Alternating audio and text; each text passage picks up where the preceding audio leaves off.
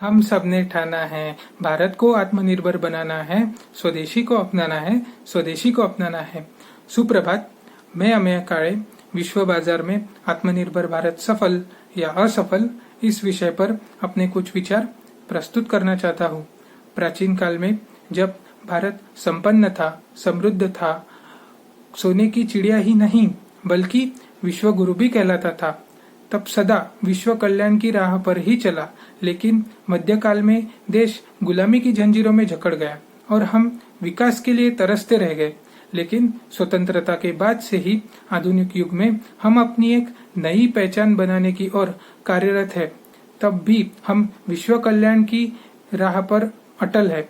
Corona महामारी का कारण हो या फिर चीन, जिसकी कुल आयाती हिस्सेदारी भारत के कुल अंतर्राष्ट्रीय व्यापार में सर्वाधिक रहती आ रही है, उसके साथ हमारे संबंध, इन सारी गतिविधियों को ध्यान में रखते हुए दूरदृष्टि के साथ देश के प्रधानमंत्री श्री नरेंद्र मोदी जी ने हमारे बिखरते हुए हौसले को उस वक्त पंख लगाए जब सारा विश्व कोरोना महामारी से जूझ रहा था और आत्मनिर्भर भारत अभियान की घोषणा की। आत्मनिर्भरता का सरल शब्दों में अर्थ है अपनी जरूरतों को स्वयं पूरा करें। इसका मतलब आयात को कम करना नहीं है, बल्कि निर्यात को बढ़ाना है। यह अभियान मुख्यतः 5 स्तंभों पर आधारित है।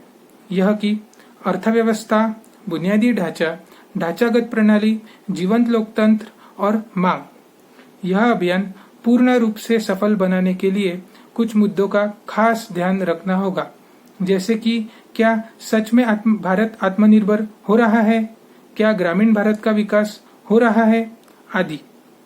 आत्मनिर्भर भारत की घोषणा के बाद से लेकर अब तक बीते इन कुल 8 महीनों का अगर हम विचार करें तो सभी क्षेत्रों में कई बड़े फैसले लिए गए हैं। उदाहरण के तौर पर देखा जाए तो कहा जाता है कि देश की सुरक्षा ही देश के विकास का रास्ता होती है। अगर देश सुरक्षित हो तो विकास तेजी से होगा। अभी हाल ही में रक्षा मंत्रालय ने केंद्रीय लोक निर्माण विभाग को 4 रक्षा विनिर्माण में तेजी लाने को कहा गया है। यह दर्शाता है कि हम तेजी से आत्मनिर्भर भारत की ओर कदम बढ़ा रहे हैं। मानवता का कल्याण और विश्व एक परिवार, इन तत्वों को आधार मानकर अगर हम विकास करेंगे तो जल्द ही पूरे विश्व में भारत की पहचान आत्मनिर्भर भारत ऐसी की जाएगी।